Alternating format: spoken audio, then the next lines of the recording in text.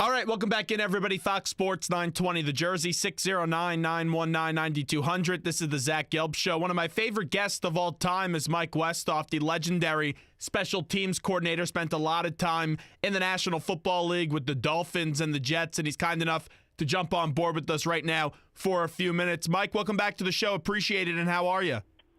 I'm doing great, guys. Thank you. No, I'm always glad to join you. I've always appreciated it. Well, thank you for coming on, and we do appreciate it. So we'll get into the horrific special teams play in just a bit in the National Football League this past weekend. But I want to start you off with your former team, and that's the New York Jets.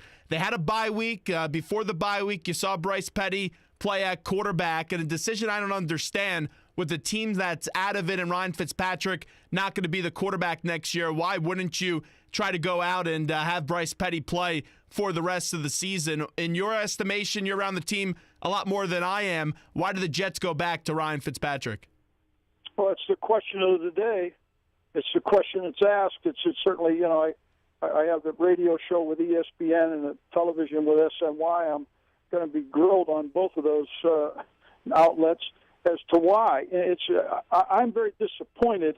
I'm not a Ryan Fitzpatrick believer, to be honest with you. I thought he did a great job last year, but there were some very extraordinary circumstances as to why.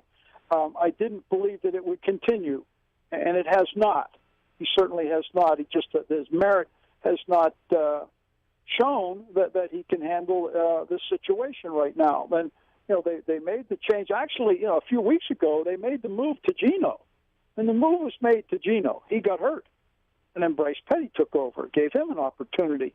And now they're going back to Ryan Fitzpatrick. I really don't understand it. I do respect the head coach's ability, Todd Bowles, to be able to say that he believes this gives him the best chance of winning. Well, I would argue that, frankly. I would argue that. I don't believe that gives him the best chance of winning. Is Ryan Fitzpatrick a sole reason for their record? No, he's not. Absolutely he's not. But at the same time, I'm ready to move forward. I want to try some people that I don't know about yet. I'm going to see who my players are for next year. I want to give Bryce Petty an opportunity, or Christian Hackenberg. I want to give him an opportunity. I want to see how he would fit. I don't know these answers, and that to me would be a prudent path to follow. And this one is just baffling to me, baffling. Now, there was a report that he feared switching away from Ryan Fitzpatrick at this point of the season because if he did, there was some apprehension that he would lose the locker room. Do you believe that or no? No, if he's concerned with that, he should not be the head coach of the New York Jets. Now, I'll be that bold, because I think that's ridiculous. I mean, will you as a head coach have to take charge and make sure that the people that you have are following a directive to make this football team better in all aspects, including their play? It just was a few weeks ago that you had Mo Wilkerson and Sheldon Richardson that were kind of punished and kept out of the first quarter of the game because of missing meetings, missing a walkthrough, et cetera, et cetera. That's really disturbing to me. I've never been part of that. I just haven't seen it, and I think, and I kind of appreciated the way they handled it. They said they had made mistakes and they were going to get back on board. But I'm not a believer in that. If we don't play this quarterback, I'm going to have a revolution in the locker room. I find a new locker room, or the new locker room will find a new coach. You just can't have that type of thing in professional sports. That's ridiculous. With the Richardson and Wilkerson stuff, from the optics standpoint, it looks like that's a coach when you have two pretty darn good players habitually being late. It looks like the coach doesn't have respect and doesn't have control of the locker room. Do you think these players respect Todd Bowles? Because when you see a situation like that, it looks like they don't. I basically do, yes. It does show that, but I think that got a little bit out of whack and out of proportion. It had happened a couple times, but if you looked at it, the big picture, it wasn't something that was just a normal procedure for those guys. That really wasn't the case. So I would tend to not feel that it's a show of disrespect toward the coach. I think Todd has their respect. I really believe he did. As a former player and a successful coordinator, a guy that's got a Super Bowl championship himself, a ring as a player, I think he handles it fairly well. If there's a reason, personally, I don't think those types of things should ever even get to the head coach. I mean, as a position coach, I'm not going to let them get out of my meeting room. I'm going to handle it.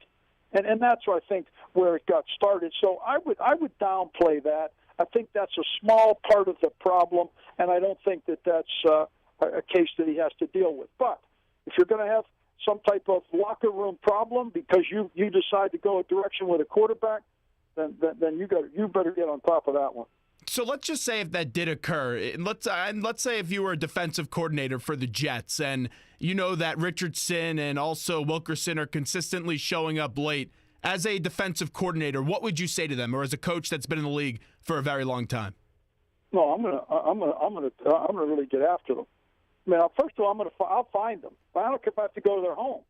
I mean, I'm just not going to let it happen. As a coach, I mean, I did it. I coached for 30 years and 626 NFL games. So I was in a lot of meetings. You walk in 1 second late to me, and we're going to have a conversation as to what the hell's going on here. I wouldn't stand for it for a second. Now, I know those guys. I mean, I know Mo. I don't know Sheldon very well. I know Mo. Mo, when I was in my last year, Mo was a rookie. I loved him. I thought he was a great guy. And so I know that he had a couple issues, but I don't believe that he's that type of player that would be a guy that's consistently doing these things. I have not heard that's been a problem. The fact that it does happen, you have to confront it. You got to get right up front with these guys and say, hey, this is business.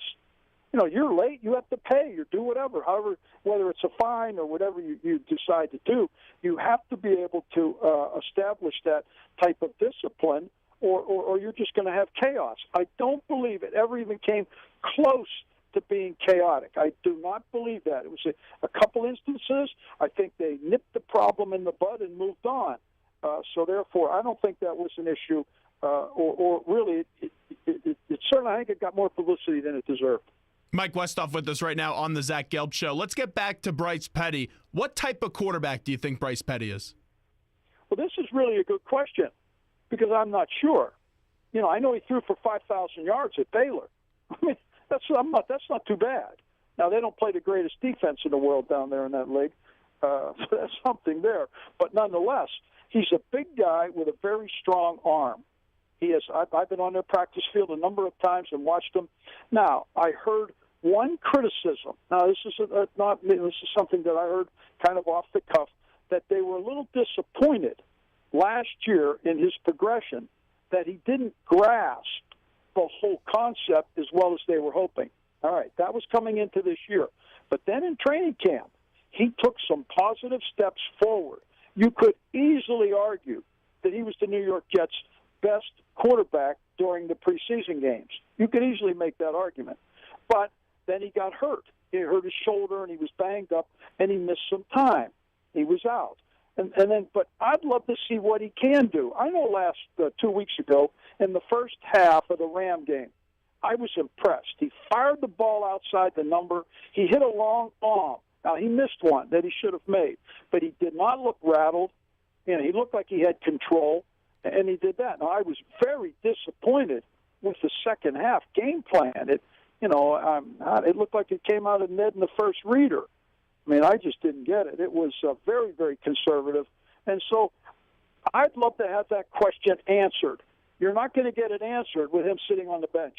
I'll preface my next question to you saying that I would not do this, but at the end of the year, because Fitzpatrick's not coming back, Tony Romo could be available. Would you take a flyer on Tony Romo?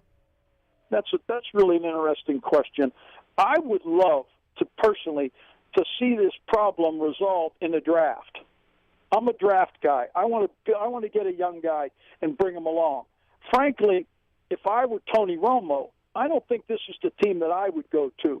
I think I'd want to go to a team that has a better chance to win now. I can actually picture, in my mind, the Denver Broncos or the Arizona Cardinals would make being sense. A spot for him. Those two would excite me if I were Tony Romo. I'm not sure I think the Jets need to kind of rebuild. I do a lot of consulting for colleges, and one of my teams is Clemson. And I kind of like that young man, Deshaun Jackson, now, because I know him. And he's going to graduate from college in 3.5 years. He's an outstanding athlete. You can do a million things with him. This kind of guy intrigues me a little bit more than a Tony Romo. But again, it's for a specific situation, the New York Jets. Yeah, the problem is you're not going to get Deshaun Watson because he's going to go to the Browns. You know that. And that may not be a good spot for him because if you go to the Browns, your career is basically over these days. Well, we'll see. That's always up in the air. That question's never answered till it gets an opportunity. One more before we get to the special team stuff. If the Jets weren't playing the Patriots this week, would Fitzpatrick be started? That's a really a good question. I don't think he would be. That's a good question, and you might be right in that. Because Woody's mindset. Woody's mindset is to beat the Patriots. Even this year's a disaster. He wants to beat the Patriots on Sunday. Well, sure, everybody does. All of us that went against them all those years. I mean, come on, they're at the top of the pile. I know, I always did. I know this though. Last year, at about the similar time of the year, the Jets played the Patriots, and the Jets beat the Patriots. There aren't a tremendously number of different players on either one of those teams. They're really not. You look at the Patriots, they're pretty much the same team. Oh, they've got a couple wrinkles. They changed a little offensive line, and they brought Dante Scarnecchia back, the coach. And, of course, you still have Brady, you still have Edelman, you still have Gronkowski, et cetera. And the Jets are basically very similar. Now, the Jets are, a 200-point underdog. So, please, it's frustrating to me to see how it evolves in that regard. It's very frustrating. But you bring up a point, and it may be a point of contention within that locker room or within the coaching staff that, hey, this guy beat them before. He's got he can get the ball and dink it underneath and do what we have to do against the Patriots to help control and be smart. But yet, he leads the world in turnovers in the red zone.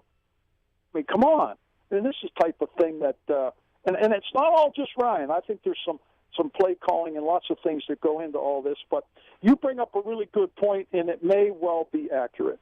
Mike Westhoff with us right now. Mike, last week, I couldn't believe it. 12 missed extra points. You were a proponent of moving this extra point further back. They did that. What's going on with these kickers right now? Because I don't understand how you missed 12 extra points in one weekend. Well, first of all, it's really not an extra point. That's what it's called, but that's not what it is. It's a field goal. The fact that I think it was 10 out of the 12 were actually kicked from the middle of the field. I think that's a dramatic mistake. I would be on a hash. I would be adamant to be on a hash. Explain why. Explain to the listener why. Okay, because a field goal kicker has a normal ball that he hits. Just use the analogy of a golfer. Just like a golfer that hits his normal ball off the tee, let's say, is a draw. It's a little bit of a draw, some more than others. All right, or you get maybe a Jack Nicklaus that hit a high fade. That was his normal shot. Okay, what you want to do is that normal draw works, or that normal trajectory works better from one hash or the other. Put him on that hash and let him hit his normal ball that maybe draws a little bit like a golf shot or fades a little bit like a golf shot. Plus, you also then limit the defense to one side. They've got to rush from one particular side. You make sure that you've got that really tough and secure, and you block it really well, which I'm watching some of the blocking. I watched the wing on a team the other day. I might as well have gone out there and lined up. I could have done that well. And I would have gone through the roof if I was coaching that guy. I mean, that was embarrassing to me. Guy ran right past him on the outside, came in and blocked the kick. And then now they're blaming the kicker. Please, give me a break. So really, and the other thing is mentally, I had a long talk the other day with an exceptional NFL kicker that kicked for a long time, and we talked about this very subject. And he said that mentally, this can be a little draining on you because as a kicker that maybe in the course of a year, if you miss 3, 4, maybe 5 kicks, in the course of a year, field goals, that you can live with that. Well, all of a sudden, you've dramatically increased that amount of pressure because this is the field goal. Every one of those PATs that were missed the other day from the 2-yard line would have gone in. Every single one. There would have been none missed. But now, this is a little different deal. He's got more pressure. Teams know this. Used to be on a PAT. Sometimes as a coach, I used to judge the caliber of a rush team when I watched their PAT block, because a lot of times guys know it was very difficult to block, and they kind of just threw in the towel. The really good guys would play 1,000% every time. Well, now you're getting that 1,000% every time because you've got an opportunity to block it. I mean, Denver did the thing where they, New Orleans got real low, and Denver hit into them and pushed their guard and center right down into the ground. Didn't pull them down, pushed them down. Well, hell, I could have jumped over that one. Now they jumped in, blocked it, and ran it down for a 2-point conversion and won the game. So you're getting all of this happening now because of the difference in the kick from the 15 than the kick from the old 2-yard line. Tremendously different. And there is a mental pressure that's added to the kicker. Now, you put all that together, and you're getting the percentage you're getting. We've seen two really good kickers regress from struggles last year in the playoffs. Blair Walsh had that awful miss. Gostkowski missed the extra point field goal, whatever you want to call it now, against the Broncos. And Blair Walsh no longer on the Vikings. Gostkowski continues to miss a few extra points. As a coach, when you have a player that's struggling and missed a big kick, how do you get him to bounce back mentally? Okay, actually, several weeks ago, I talked for a long time with Blair Walsh. Okay. I really liked him. When he came out, he was one of my favorite guys. I thought for sure he would really do well, and he did. He went to Pro Bowl his first year. He talked to me about it, how that kick did bother him. There was a pressure to it, and he was dealing with it. He was trying, and he had all the right answers, but nonetheless, I know that it affected him, just like it can affect anyone. But what you have to do, I know this over the years, and I've had a lot of good kickers. Now I go back to when I first, kickers and punters with drafting Ron Stark and having Reggie Roby, and then having Pete Stoyanovich and Alindo Amari. And I was very fortunate in my career. The only thing that I tried to caution them on was when they, when the pressure was tight, to make sure that their weight distribution was always the same. Sometimes you get a real pressure, you're ready to go, and you're leaning a little more forward because you're ready to go. Well, that causes you to either be beyond the ball or behind the ball. Now you're going to push it or hook it, one or the other. So that is really important to do. Plus, what I would do in practice was when they least expected it. We'd be making kicks, and we'd say, okay, all right, let's go. I remember the head coach, Coach Shule, even, would say, all right, let's go. See if we can make this one. Give me this 55. It'd be Alindo Amari or, Pete Stoyanovich, one of those guys that was really good. And we'd have everybody there, and we'd snap it and kick it, and he'd make it. And I'd say, oh, illegal procedure, we were offside. We have to kick it again. Oh, they'd be so mad at me. they'd I like upset. that. But at the same time, it worked. Yeah. It worked. I can also remember coming out and telling our holder at different times, I said, do not give him one proper hold today. Every time, misplace the ball a little bit. At the end of the day, we would tell him, I said, guess what? Every single hold was a crummy hold, and you made every kick. But you have to do this type. This is the things that I did with them, or I'd stand too close to them. They said, Coach, would you move back? I said, no, I'm not moving back. I'm staying right here. When you get your team, you're moving back. I wouldn't go. Things like that. You have to do that. And I think today, with what's happened today, it's even more crucial. But believe me, it's not just the kicker that's responsible for this mess. Because there's a lot of guys on that kick team that I'm seeing that aren't holding up their end of the bargain either. Not just the kicker. There's a lot of special teams coaches that ought to take notice of this and start straightening some of their guys out. Because there's some protection issues that are a joke. Mike, a lot of people say that moving the extra point back, it's bad for the game, and that kick should be easy. It should be a given. Why are you so adamant to move that kick back, and that you're okay with this rule? I like every play.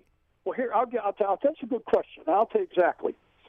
Kicking over the last 10 years or so has become almost pedestrian, making field goals. The reason being is that the playing conditions are so optimum. You almost don't have a stadium today that's windy. Almost never. The old Meadowlands used to be terrible. Now it's relatively benign. They're all the way they're constructed. Look at Philadelphia's. Look at your own. Look at Philadelphia's. The playing surfaces are great. They changed the rules where you can't line a guy up on the center. It used to be we had to have a great big guy. So sometimes it was just a big offensive lineman you put in there. Now it's a long snap specialist. Snaps are perfect. They're absolutely perfect. So get-off times on kicking has dropped from snap to kick now from a 1.33 seconds to a 1.22. So it becomes very difficult to block. The balls are buffed up just enough that they're optimum. And the kickers are bigger and stronger, and they're a little bit better. Everyone knows how to hold today. There's a technique where you guide the ball back. You take your back elbow, drive it into your back knee, and that places the ball perfectly on the spot. Everyone has learned how to do that. Some of the only guys that don't really have it down real well are some of the kickers, particularly some of the young kids from Australia that come in because they don't have great hands. Australia, they got the worst hands on the planet down there. They can't catch anything, those guys. So that's part of the issue. But what you're seeing is that all of these situations are optimum. So kicking's become pretty easy. Well, so I want it to be a normal play, just a normal play. I'd like to extend the goalpost a little bit. You and I talked about that. I think it's a very good idea. I would actually shrink it a tiny bit and create a kicking hash. But I don't want to make it crazy. I just want to make it fair and an honest play. I think they can do the same thing with the kickoff if they'll just do it right. I showed them how to do it, and so we'll see if they do it. I wouldn't be surprised if we actually see that come into play also. I don't want to see kicking eliminated. It's a crucial part of the game, and it should be, where everyone contributes. And I don't want to see any of that eliminated. I know for years when I did it in my career, I averaged 22 plays a game in all aspects. Well, now they're down to 8 or 10. And that's one thing I don't like it, because I know it's for the safety, but if you look at that kickoff rule, and they're trying to take away the kickoff by making the touchback at 25. Let's say if you were still coaching, would you pooch it or would you just try to kick it out of the end zone? I'd have both. I'd have both in. I would kick it out most of the time. I probably would. But there was times when I want to pooch it. I'll pooch it down, get as high as you can. The idea, when I was first talked about, guys were talking about, well, they'll hit the high mortar kick down and drop it inside the 5. Well, who's the kicker that's going to do this? Where'd they find this guy? First of all, not Australia, right? There's reason there's more touchbacks is because kickers just run at the ball and blast it. Just blast it down there anywhere. Now you're going to tell from this. Remember, it's still 65-yard kickoff. You're going to hit it down nice and high off a 1-inch tee. Well, who do you think's going to do this miracle kick? It's not happening. So I would try to do both. Now, to hit it to bloop it or to make it a little shorter, you have to have a good coverage unit. And it used to be that we carried quite a number of really efficient special teams players. You're getting less and less of that now, because all of a sudden that guy that has a role of nothing but special teams, he gets to be a 4th or 5th year guy. His salary gets up there to a certain point. The general manager looks at you and he says, well, do we need this guy? He's only playing maybe 8, 10 plays a game. He said, how are we going to pay our quarterback $80 million? So we got to cut 2 or 3 of these guys and we balance our budget. That's part of the issue today. It's the reason why I'm working for ESPN and SMY. I'm not still coaching because I don't want to fight it. I don't want to fight it anymore. I was so frustrated. They can turn the kickoff into a play by making it more like a punt. It's not hard to do. I drew it up with Peter King in a Monday morning quarterback forum. I presented it to the league office, and there's a lot of people down there that like it and are thinking about it because it eliminates the 40-yard collision. You eliminate it. I want to kick off from the 25. I want to have a 10-yard restraining line. In the next 10 yards, I want the return team to have to line up 9 guys, like an onside kick look. Now, you have to change one rule. If a kickoff goes over the 50 on the fly, the return team can get away from it and treat it like a punt. Therefore, you won't have a million little bloop-ups. But what it does, the proximity of collision will take place within a 15-yard area, not at a 40-yard run. And you'll eliminate the collision. That makes it safe, but you still have a play. And guys have to learn how to play football. That's what I love, and that's what they've taken away. Lastly for you, Mike Westhoff, before we let you run, a team that does invest in special teams players and it's showing off are the Philadelphia Eagles. This past week they extended their punter, Donnie Jones, the long snapper, John Dorenbos, and also Chris Maragos, who's a really good special teams player. As you know, a lot of credit's got to go to Dave Phipp. Just how about those Eagles special teams unit? Because Dave Phipp's done a really good job, and I don't know if he'll be a head coach one day in the National Football League, but he's starting to get some looks. That's how good of a job he's done with the Eagles special teams. Sure, and I think he's done a heck of a job. I think he's done now. They've given him some good weapons to work with. He's had that, but he's done very well with them, very, very well. He's done a heck of a job. I think in order for that to move from a coordinator doing it then into the role, I think you've got to have more plays and more opportunities. I don't think you can do it off of 8 plays a game. I was disappointed I didn't get to do it, but I was competing at a time when, crying out loud, you had, Don Shula and Chuck Noll and, Bill Parcells and Bill Walsh, et cetera, were head coaches, a little different than today's outfit. But John Harbaugh had that opportunity, and he did fine. But again, I think you need more opportunities.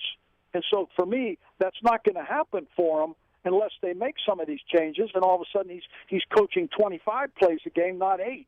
Because a touchback, you and I could run down on the kicks today. It's ridiculous. And so that's what I think. But I think he's done an excellent, excellent job. And every time there is an opportunity, the Philadelphia Eagles are a force to be reckoned with, and you better be ready for them. Because they've done a heck of a job. Frankly, I'd like to go against them because I love the challenge, but I think he's done great.